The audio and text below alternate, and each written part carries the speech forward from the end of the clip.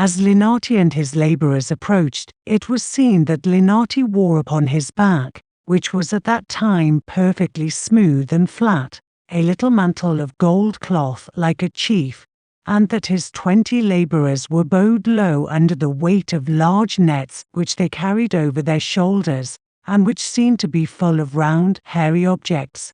The king sprang to his feet, crying, "He has brought me a present of heads. Chief Linati, you are welcome. Come and sit beside me."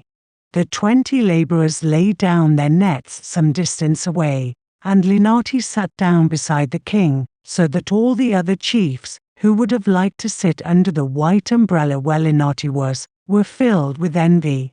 "Illustrious king," said Linati, "shaker of the earth, monarch of the forest, ruler of elephants and serpents, we are all assembled here to rejoice in your royal birthday, and I am glad to think that I have brought you a gift which is unique." "Chief Linati," replied the king, "your present fills me with delight.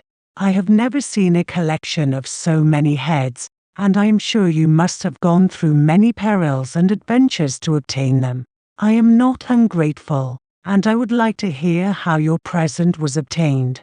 Linati cleared his throat as if he were about to tell a long story, but at that moment a certain chief drew close to the king and cried, "Sire, the heads which Linati has brought are nothing but coconuts," and he flourished before the king's face a large and shaggy coconut. The king rushed to the spot where the laborers had put down their nets, and found that truly the nets were filled with a grand collection of coconuts. "So this is your unique present," he said grimly. "At least I will have one head your own." "Your Majesty," pleaded Linati, trembling with fear, "I crave forgiveness. I am very, very poor, as your Majesty may perhaps remember, yet I truly desire to find a unique present, and I still claim that I have done so. I am quite convinced that your Majesty has never before received 500 coconuts, and if this is the case, then surely you will not desire my death, for I have done what I promised. I never said that I had brought a gift of heads.